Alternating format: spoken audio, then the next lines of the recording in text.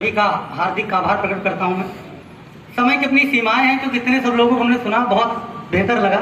इसलिए हम लोगों को प्रिंसिपल मैम जी का वक्तव्य सुनना है, इसलिए मैं अपनी वाणी को 2 मिनट में ही खत्म करूंगा, जैसा आप लोग चाह भी रहे होंगे। तो सीधा बिना किसी वैसे भूमिका के साथ आता, लेकिन अब मैं किसी बिना भूमिका के साथ सीधा पोएट्री पर आऊंगा, जो मैं जिसके लिए जाना चाहता हूँ, बस सीधा वहीं पर। वरना बहुत सारी भूमिकाएं थी, उनको सबको दरकिनार करते हुए, धन्यवाद। क्योंकि आप लोग सुनना नहीं चाह रहे हो, घर जाना ज्यादा चाह रहे हो। तो हमारा देश का जो सैनिक है, वहां से पंक्तियां मैं शुरू करता हूं कि शुरू से आज तक इतिहास ये देता गवाही है, शुरू से आज तक इतिहास ये देता गवाही है, हमारी वीरता मृत्युंजयी है, शौर्य ब्याही है। अलग से वाहन लोहा है, न पत्थर है, न शोला है, सभी का सम्मिलित प्रारूप भारत का सिपाही है। हम उस भारत के सिपाही को नमन करते हैं, जिसकी वजह से आज हम ये उत्सव मना पाते हैं। अगर वो सिपाही सेना पर ना खड़े हों तो रियल में हम लोग ये उत्सव नहीं मना पाएंगे। देश के सबसे बड़े नायकों में से एक भगत सिंह।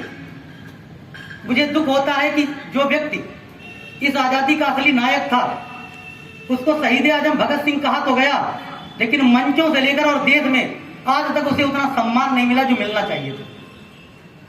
उसे भी आतंकवादी की लिस्ट में डाला गया, ऐसा व्यक्ति जिसने अपने प्राण तक न्यौछावर कर दिए। एक 23 वर्ष का नौजवान फांसी पर इसलिए झूल गया देश की खातिर। 4 पंक्तियां उसके लिए पढ़ता हूं। किशोर सिंधु का विराट ज्वार का भगत सिंह, जिसमें फिरंगियों की नाव डूब जानी थी, जिसने स्वतंत्रता का पावन प्रसून खिला, पंच नदी की वो बेल बलिदानी थी। देशभक्ति का जुनून जिसे मिला लोरियों में, उसकी माँ वैसी लोरियां सुनाती थी, तब देशभक्त लोग पैदा होते थे।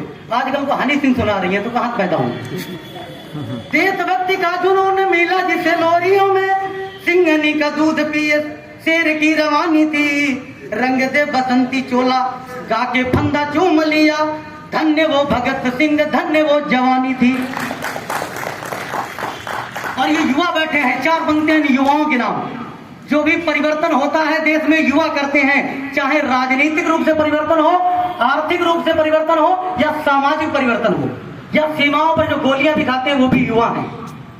अब एक बार अपने लिए तालियां बजाना जब पंक्ति अंतिम आए तब, कि इनसे भले ही व्यवहार में हो भूल चूक, फिर भी ये मस्त जिंदगानी काम आएगी, कभी कभी मानी और कभी नहीं मानी।